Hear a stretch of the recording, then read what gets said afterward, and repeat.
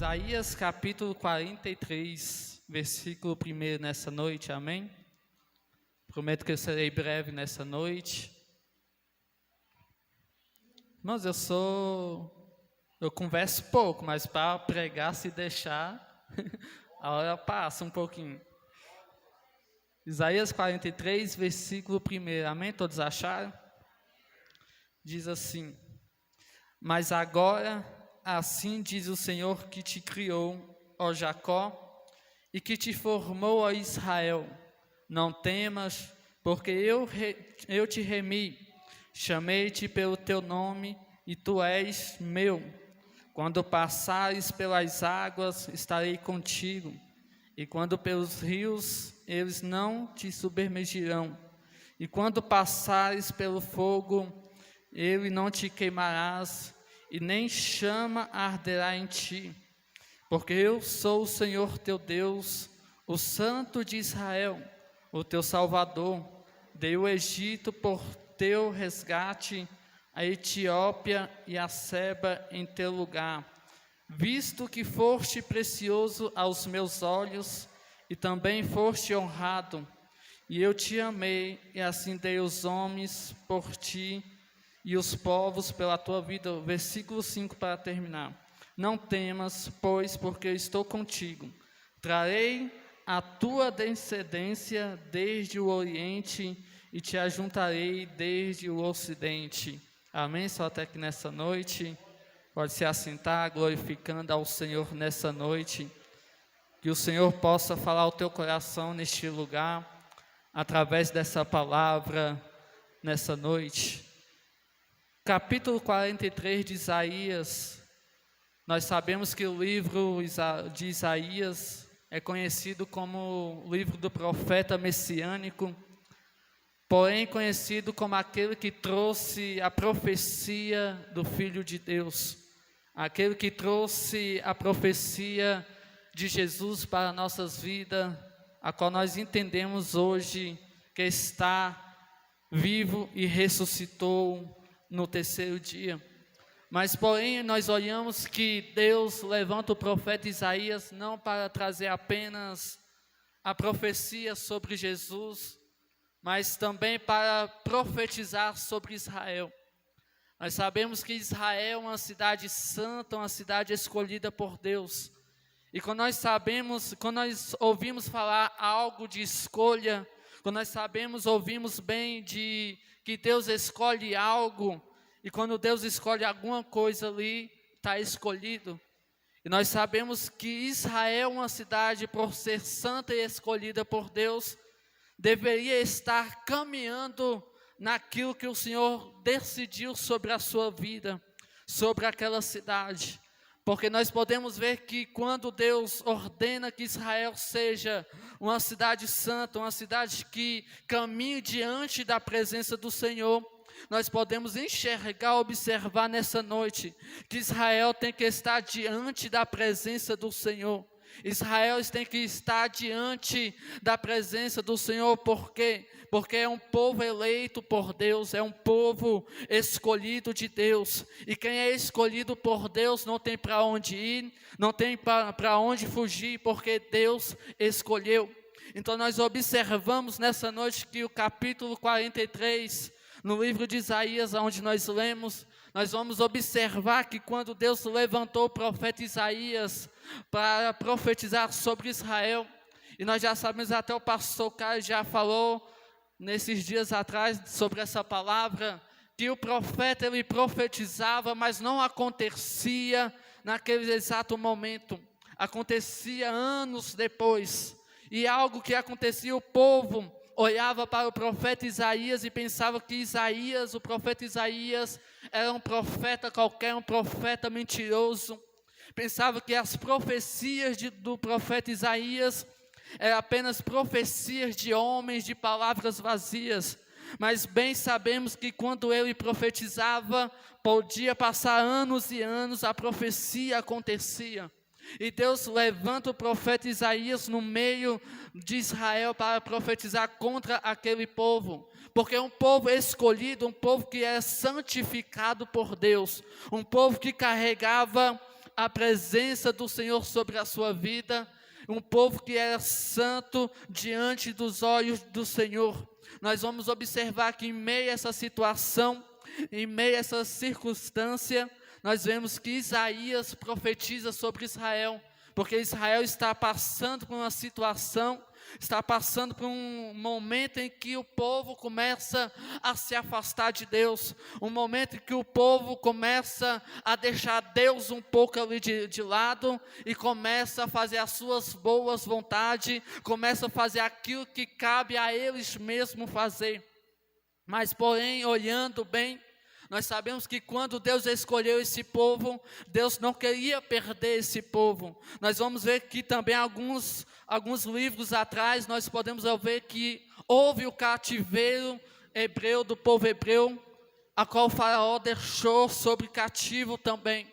E desde aquele tempo, Deus foi escolhendo esse povo, Deus foi guardando esse povo e foi tentando santificar esse povo, porque era um povo escolhido por Deus. Deus queria que esse povo fosse salvo, Deus queria que esse povo fosse escolhido e fosse santificado por Deus. Mas quando Deus levanta Isaías para profetizar sobre Israel, é porque o negócio estava feio, o povo estava se afastando do Senhor. O pecado que estava sobre Israel, o pecado que estava sobre aquele povo, estava afastando Deus daquele povo. Não estava afastando somente o povo de Deus, estava afastando Deus daquele povo também. Porque um povo que era escolhido, um povo que tinha a presença de Deus, e Deus habitava naquele lugar. Mas olhando bem aquele povo, nós já sabemos bem a história, nós podemos ver que aquele povo tinha um templo, aonde recebia a adoração do Senhor, aonde Deus fazia presente naquele ambiente, aonde Deus recebia o sacrifício do sacerdote para perdão dos pecados daquele povo, dos judeus, para que Deus pudesse perdoar aquele povo.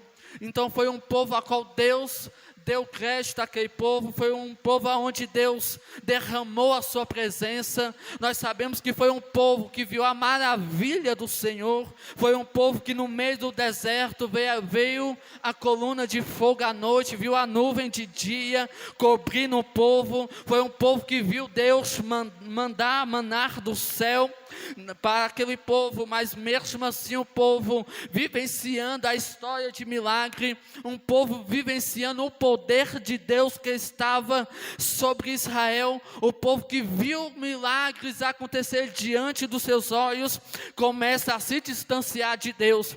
E algo que é complicado na nossa vida é quando nós se afastamos da presença do Senhor. Aquilo que estava dando certo começa a dar errado, a porta que estava aberta começa a se fechar, aquilo que estava dando certo na sua vida, na sua casa, Deus vai começando a deixar um pouco de lado, vai deixando as portas se fechar, vai deixando acontecer aquilo que você não imaginava, porque quando nós se afastamos da presença dEle, praticamente o Espírito Santo se afasta, a promessa também se afasta um pouco, e nós observamos que quando Deus sai, a situação piora. Porque aí nós não conseguimos nem mais sentir a presença de Deus. Mesmo a gente podemos clamar, orar ao Senhor, parece que nem essa bateria ela bate, faz barulho, mas por dentro está sempre vazia. É assim como nós estamos quando estamos longe da presença do Senhor. Nós fazemos barulho, glorificamos ao Senhor, mas a presença de Deus não desce, a presença do Senhor nós não sentimos, a presença do Senhor não se faz presente na nossa vida. Porque o pecado, a única coisa que afasta a gente da presença do Senhor é o pecado. O pecado faz separação entre nós e Deus. E o ruim, irmão, é quando Deus começa a se afastar daquele povo. Deus observa esse povo, um povo que é escolhido, um povo que tinha Deus, um povo que tinha vivenciado milagres extraordinários, Um povo que Deus não deixou passar fome no deserto. Um povo que Deus não deixou passar calor no deserto. Um povo que Deus não deixou passar frio no deserto. Um povo que Deus não deixou as suas roupas envelhecerem e nem os seus sapatos rasgarem. Foi um Deus que proporcionou milagre para aquele povo. E aquele povo deixou Deus de lado um pouco, para querer viver aquilo que eles bem queriam. E o certo, irmãos, quando Deus se afasta, tudo começa a dar errado. Porque nós sabemos que naquele tempo existia o templo construído através da inteligência de Salomão. E quando Salomão construiu esse templo, Deus deu a Israel para que o povo oferecesse a sua adoração, seu sacrifício, dentro daquele ambiente, naquele lugar. Só que o povo está se distanciando de Deus, o povo está se distanciando da presença, e nós sabemos que um abismo vai chamando outro abismo. O povo foi entrando em pecado e mais pecado, e Deus foi se afastando. Deus resolve também se afastar daquele ambiente, daquele lugar. E você vai observar que quando Deus se afasta de Israel, a Bíblia diz que Deus dá autorização para que o rei de Babilônia pudesse entrar dentro daquela cidade, destruir os muros de Jerusalém, destruir as portas e roubar os utensílios da casa do Senhor.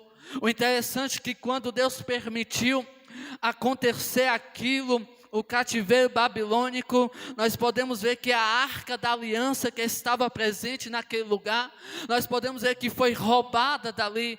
A presença de Deus já não habitava mais no meio do povo. O povo começa a sentir a falta da presença do Senhor, começa a sentir o peso da mão de Deus sobre aquela cidade, sobre aquele povo. E quando Deus se afasta, o povo começa a sentir que Deus não mais habita ali naquele lugar.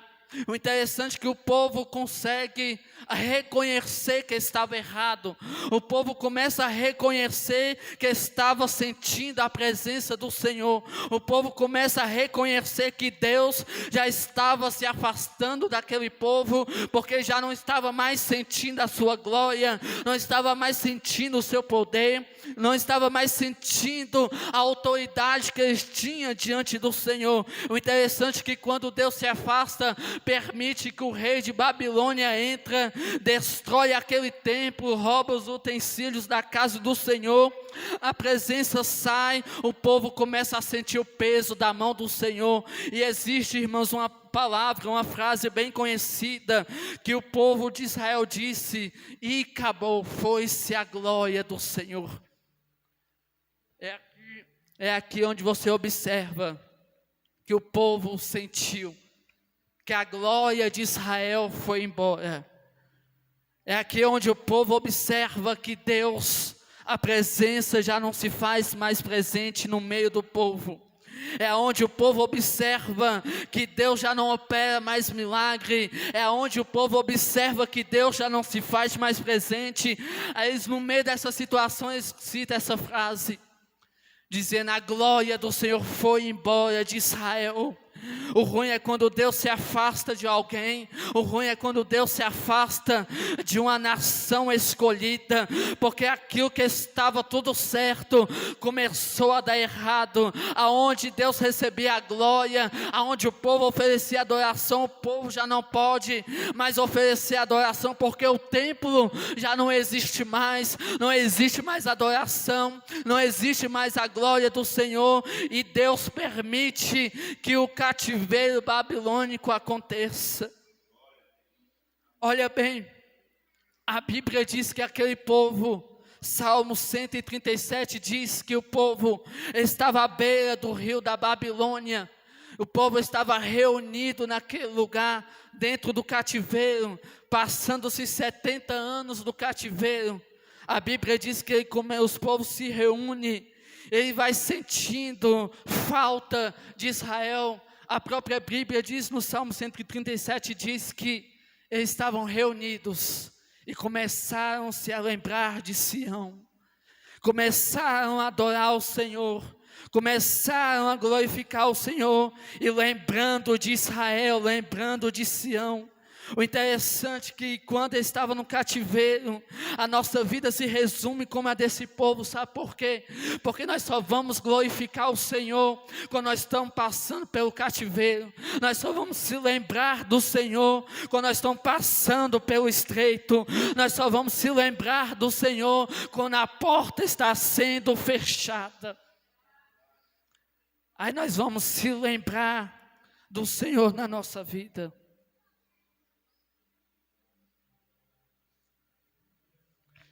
Interessante que o povo estava adorando ao Senhor e glorificando, mas mesmo assim, às vezes a nossa vida está nessa situação, às vezes a gente está lembrando de Israel, está lembrando do Senhor na nossa vida, quando a luta vem, a gente se lembra de Deus, a gente começa a adorar o Senhor, em meio à situação, em meio ao caos da vida, Israel começa a glorificar o Senhor, começa a adorar o Senhor, começa a dar glória ao Senhor.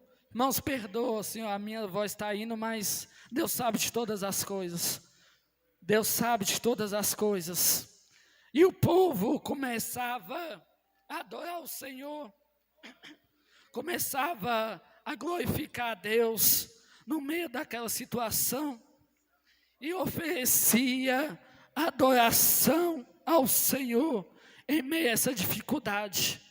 E mesmo assim a gente não pode deixar de glorificar o Senhor em meio a essa situação que nós passamos. Nós glorificamos ao Senhor porque a sua presença se faz presente na nossa vida. E nós sabemos que quando Deus se faz presente, nós podemos ver que Deus é poderoso para cumprir na nossa vida a promessa. O interessante é que esse povo no Salmo 137, ele se reúne para glorificar o Senhor. E a Bíblia diz que eles se lembram de Sião e falam, como a gente não poderia se esquecer de ti, ó Sião, ó Jerusalém, nós queremos adorar a ti, Senhor. Eu quero dizer para você que está aqui nessa noite, não importa o ambiente que você esteja passando, não importa o momento que você esteja, mas eu quero dizer para você, é fazer poesia em meio à adversidade, é adorar a Deus em meio à adversidade, é adorar a Deus em meio ao deserto que você passa, é adorar a Deus em meio ao cativeiro.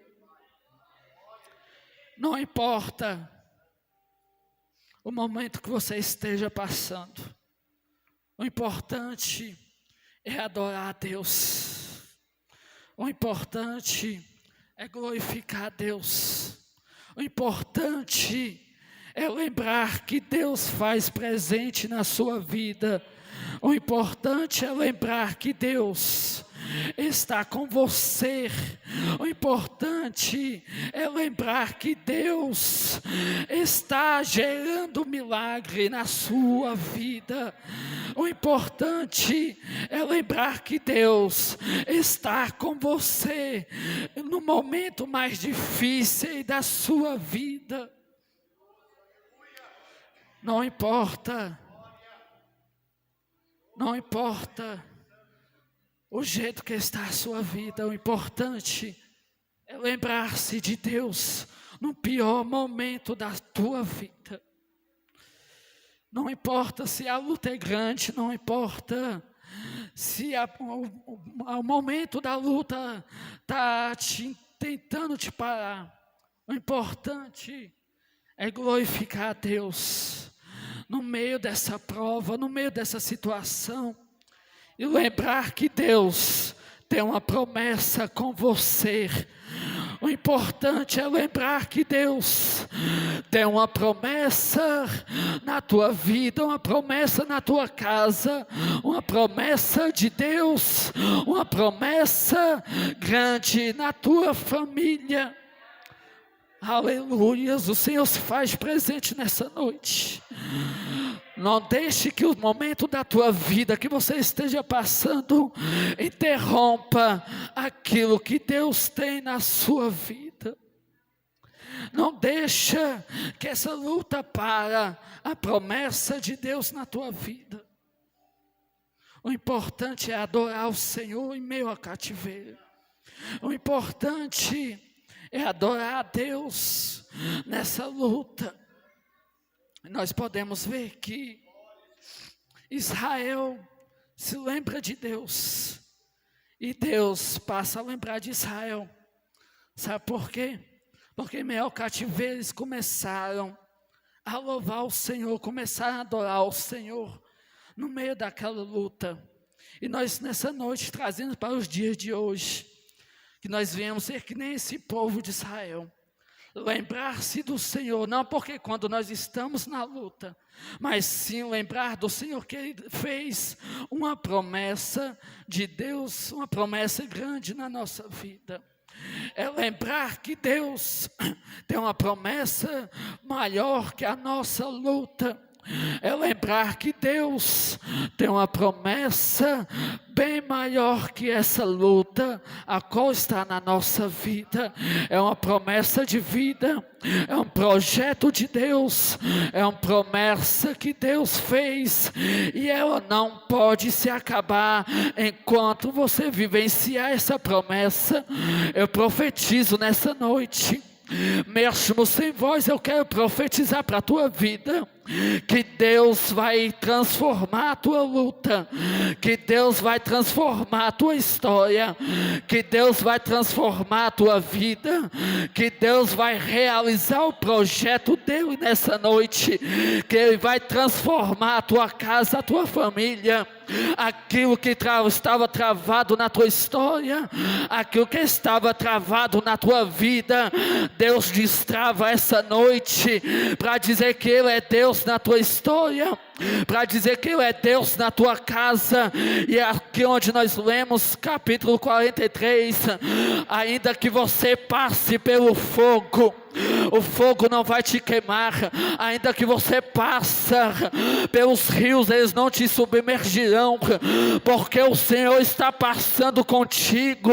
E nessa luta eu quero profetizar que a promessa de Deus não pode parar, que o projeto de Deus não pode parar na tua vida.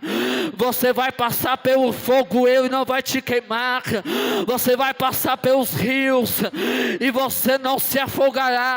Sabe por quê? Porque Ele vai passar contigo, e a promessa está na tua vida. Ainda que o Senhor permita o cativeiro, ainda que o Senhor permita a luta na tua vida, a promessa vai se cumprir, queira o diabo ou não. Aleluias. Deus se faz presente essa noite. Deus se faz presente aqui essa noite. Ainda que você passe pelo fogo, Deus vai estar contigo. Quando você passar pelas águas, Ele estará contigo. Quando pelos rios você passar, eles não vão te submergir, porque Ele vai estar contigo. E pelo fogo chama alguma arderá sobre ti, porque a promessa ainda continua de pé. A promessa ainda continua de pé. E Deus, quando permite o cativeiro, a Bíblia diz que o templo foi destruído, uma palavra bem conhecida que você conhece. Deus levanta o profeta Ageu para profetizar acerca de Israel, dizendo que a glória do segundo templo seria maior do que o primeiro templo. Se você observar bem nessa noite, dentro da palavra, a Bíblia nos diz que no primeiro templo existia luxo. A Bíblia diz diz que o templo era todo luxuoso por dentro, coberto de ouro, tinha sim glória, tinha a presença de Deus, tinha a presença, os povos adoravam ao Senhor, oferecia adoração. E para você relembrar um pouco dessa história, a Bíblia diz que o bonito não foi o dia da sua construção, mas sim o dia da sua inauguração, porque até então Deus recebia a adoração do povo, recebia a oração do povo nos céus, e nesse dia a Bíblia diz que Deus resolve descer sobre uma nuvem e pousar sobre aquele templo para receber a adoração do povo.